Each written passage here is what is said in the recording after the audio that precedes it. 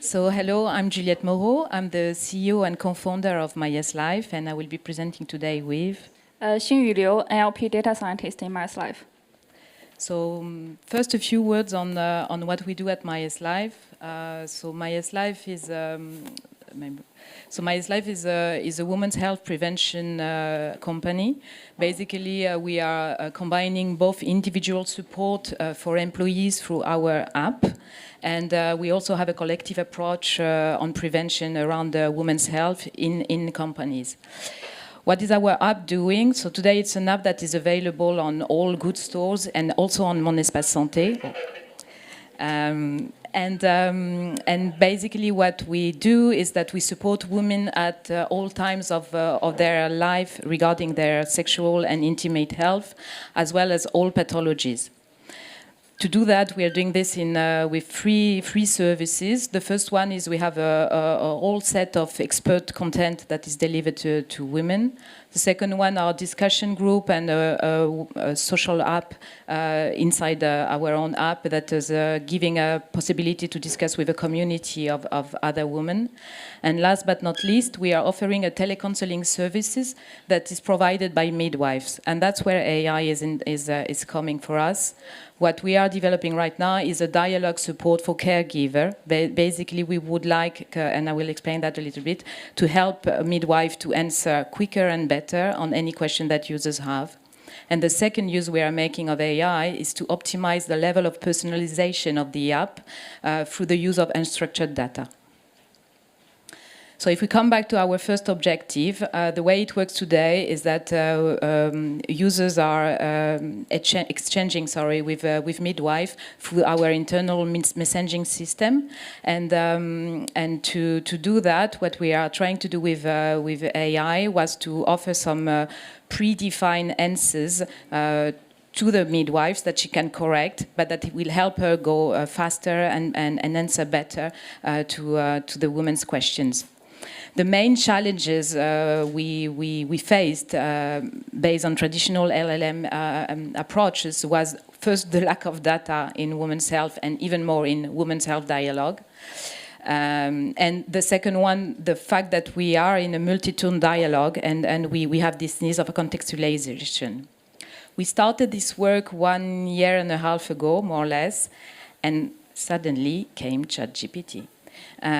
Which was one of the big questions. We had invested time, money, and suddenly this bot that is doing almost everything except coffee, and we just wanted to see if this was a game changer in the way we had thought our bot, or if we had to put that apart. So the first thing we did was, like every scientist, we did a test. So in order to evaluate ChatGPT's response quality in the context of women's health, we designed a comparative study of ranking 3 response sources by the MySLife healthcare team. And our experimental data was 150 questions on 6 women's health topics, selected from a public available data site, MyDialogue. And the 3 response sources were ChatGPT, prototype developed by MySLife, and the original response of MyDialogue. And we can see the results in the 2 figures on the side. The pie chart indicates the percentage of response sources ranked as the most relevant and informative choice, with ChatGPT consistently being ranked as top choice. And as shown in the other plot, when ranked first, ChatGPT required less modifications by human. So obviously, ChatGPT was quite an interesting tool in what we were doing, but then we had to face other constraints that were required in what we are developing right now.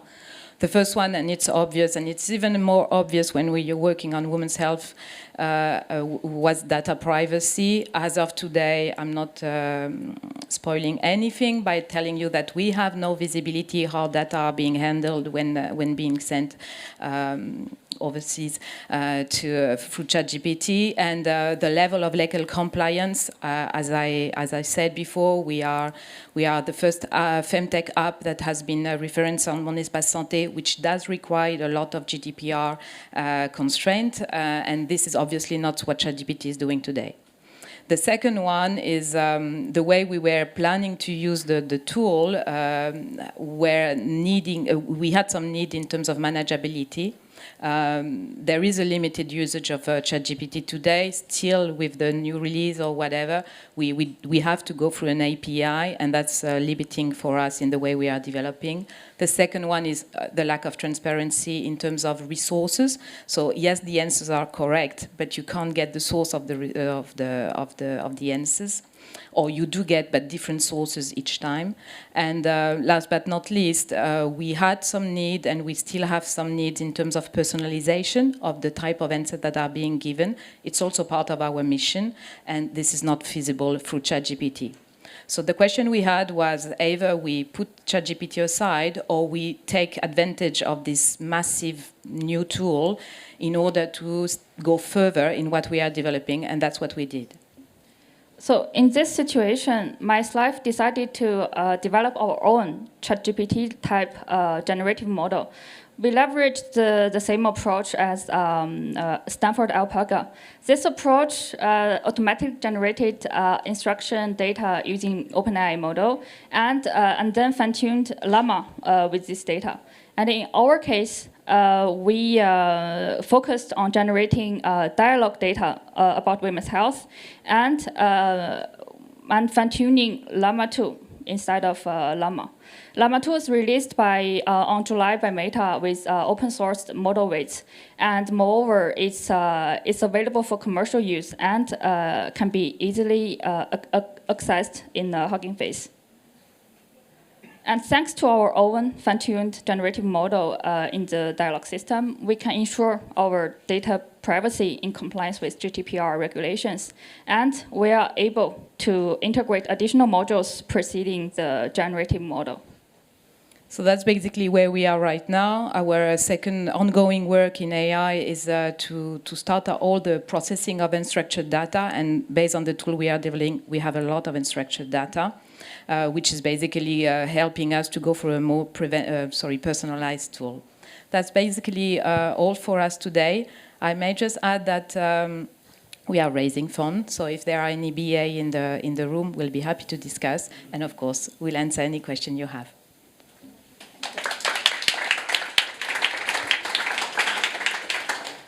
Any question?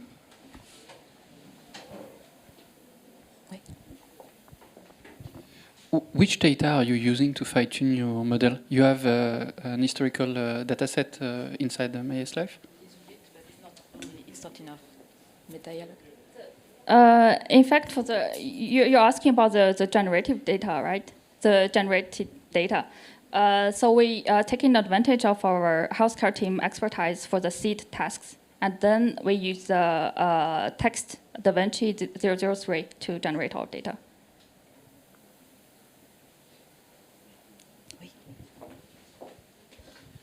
Thank you. Why the choice of fine-tuning instead of using ARG? Instead of using what? RAG, ARG, Retrieval Augmented Generation. In fact, due to the limited time of today, we only presented our generative model in our system.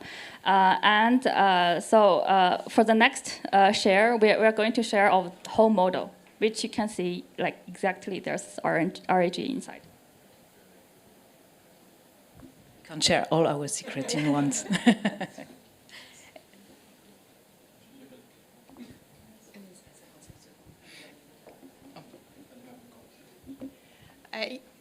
Excuse me, I just want to know your business model.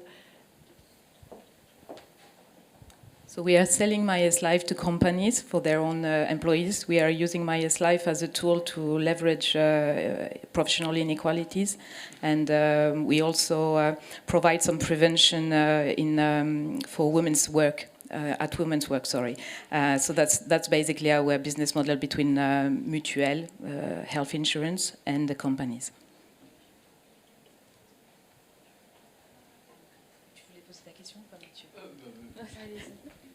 Is there any specific constraints about using Llama 2? Or do you have, even for the business model, is there something that you have to pay to Meta after using their model? The only constraint at the beginning was only like you have to fill a formula to require the graded access to this model on Hugging Face. Other than that, for now, I didn't see any other constraints.